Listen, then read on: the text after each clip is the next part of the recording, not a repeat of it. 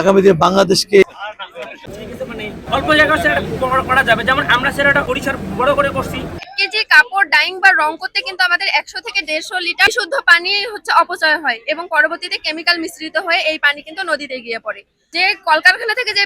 বিষাক্ত ধোঁয়া বের হয়, এখানে যদি আমরা সমাধানটা আর কি, কলকারখানা থেকে যে বিষাক্ত ধোঁয়া বের হয় এটাকে যদি আমরা ইলেকট্রোস্ট্যাটিক প্রিসিপিটেটরের মাধ্যমে স্ক্র্যাপ করি, তাহলে ধোঁয়াকে যদি 800 থেকে 1200 ডিগ্রি সেন্টিগ্রেড তাপমাত্রায় উত্তপ্ত করি তাহলে ব্ল্যাক কার্বন উৎপন্ন হয়। এই ব্ল্যাক কার্বন শিল্প কলকারখানার মালিকরা হচ্ছে বিভিন্ন ইন্ডাস্ট্রিতে রপ্তানির মাধ্যমে বৈদেশিক মুদ্রা অর্জন করতে পাবে। এর মাধ্যমে পচন ক্রিয়ার মাধ্যমে এখানে মিথেন গ্যাস উৎপন্ন হয় এবং এই মিথেন গ্যাসের কিছু অংশ আমরা জ্বালানির কাজে ব্যবহার করি, তা দিয়ে রান্না বান্না করার কাজে ইত্যাদির কাজে ব্যবহার হয় এবং সেখান থেকে কিছু অংশ আবার কোনো কাজে বিদ্যুৎ উৎপাদনের কাজে ব্যবহার করা হয়। আবার যে অপচয় অংশটা থাকে সেটা দিয়ে আবার ভার্মি কম্পোস্টের মাধ্যমে আমাদের যে ওই অর্গানিক ঘাস ইত্যাদি পরিমাণ ওখান থেকে উৎপন্ন করতে পারি। রংপুর বিভাগের অন্যতম শ্রেষ্ঠ বিদ্যাপীঠ রংপুর জেলা স্কুলে, এখানে আমাদের মাননীয় ডিসি মহোদয় এবং পুলিশ সুপার সহ স্টোরগুলো ঘুরে যেটুকু আমাদের ধারণা এবং যেটুকু আমাদের ভালো লাগা কাজ করলো, আমাদের তরুণ বিভিন্ন শিক্ষা প্রতিষ্ঠানের ছেলেদের মেয়েদের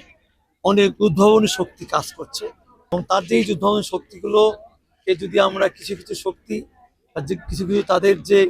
এই চিন্তাগুলোকে যদি আমরা আসলে ধারণ করে আমাদের বিশেষ করে জাতীয় পর্যায়ে যদি আমরা এগুলোকে সহযোগিতা করি, তাহলে আমাদের বাংলাদেশের অনেক কিছুই আমরা সমস্যার সমাধান করতে পারবো। আজকে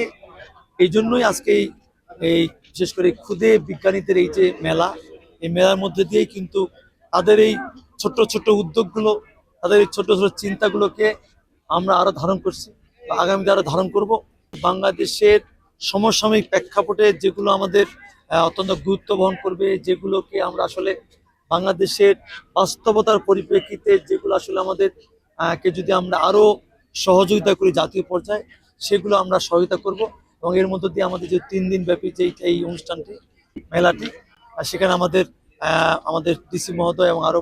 কর্মকর্তাবৃন্দ আরো পর্যালোচনা করবেন, দেখবেন এর মধ্য দিয়ে যেগুলো সময় উপযোগী শ্রেষ্ঠ এখানে আমাদের বিশেষ শিক্ষা প্রতিষ্ঠান হিসেবে তাদেরকে ঘোষণা করবেন এবং এখান থেকে আবার তারা জাতীয় পর্যায়ে যাবে। সেখান থেকেই আমরা যেখানে যাক, বিশেষ করে আমাদের লক্ষ্য হচ্ছে এটাই যে আমাদের বিশেষ করে ক্ষুদে ছাত্রছাত্রী এদের মধ্যে থেকে কারা বাংলাদেশকে নিয়ে পজিটিভ চিন্তা করছে, কারা বাংলাদেশকে এগিয়ে নিতে চায় এবং তাদের মেধা দিয়ে এই যুগে তারা আমাদের আগামী দিনে বাংলাদেশকে আমাদেরকে সহায়তা করতে চায়, সেই বিষয়গুলো